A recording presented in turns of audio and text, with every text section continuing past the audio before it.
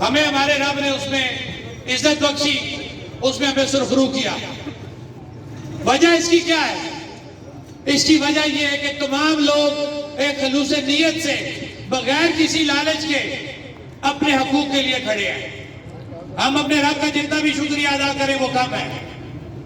میں اپنے ان بھائیوں کو ان کا ذکر نہیں کروں گا جو آج پہلے دن سے لے کے آج تک پورے آزاد کشمیر میں ہر ضلع میں کسی نہ کسی شکل میں موجود ہیں، جنہوں نے اس تحریک کو نقصان دینے کی کوشش کی، چاہے اپنی غلط فہمی کی وجہ سے، چاہے کسی کے اشاروں کے اوپر۔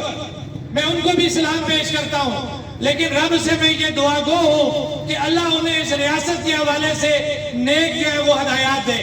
میں انہیں برا نہیں کہوں گا، میں ان کے لیے بھی دعا گو کہ اللہ انہیں ہدایت دے، کیونکہ یہ سٹیج یہ شوکت نواز میر کا نہیں ہے، یہ محمود بیگ کا نہیں ہے، یہ کسی بھی جوائنٹ عوامی ایکشن کمیٹی کے عہدیدار کا سٹیج نہیں ہے، یہ سٹیج آپ لوگوں کا ہے۔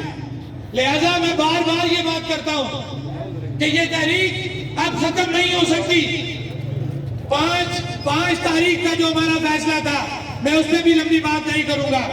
میں یہ کہوں گا کہ آج بھی میں یہ کہوں گا کہ ہمارا وہ ٹھیک فیصلہ تھا، میں اس پہ سٹینڈ کر رہا ہوں، اس لیے کہ ہم پورے آزاد کشمیر کے لوگوں کی نمائندگی کر رہے ہیں 30 ممبران۔ ہمارے اوپر آپ لوگوں کا اعتماد ہے۔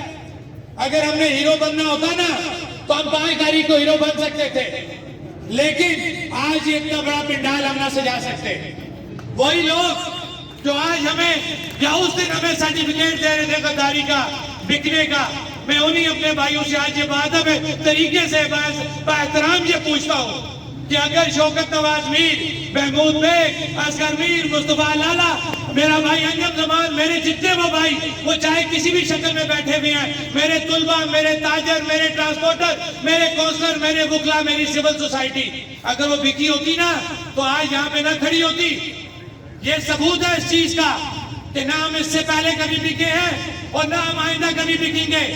ہاں یہ بات ضرور ہے کہ ہم نے ہر قانونی اور اخلاقی تقاضا پورا کیا، پورا کرنا ہماری مجبوری بھی تھی، ہماری ذمہ داری بھی تھی، کیونکہ کل اگر ہم ان سے مذاکرات نہ کرتے، اگر ہم پرامن نہ رہتے تو پہلے دن سے یہاں پہ بہت آسان بات ہے کہ ایک دم ٹیگ لگ جاتا جناب یہ انڈین ایجنٹ ہے۔ اور خدا کے بندو، اپنا حق مانگنا کون سی ایجنٹی ہے؟ اپنے گھر کی حفاظت کرنا کون سی ایجنٹی ہے؟ جس گھر کے اندر میری مراد میری یہ ریاست ہے، میرے گھر کے اندر بغیر پوچھے ہوئے، بغیر ایگریمنٹ کیے ہوئے آپ نے منگلا، آپ نے نیلم جلم پروجیکٹ لگا دیے۔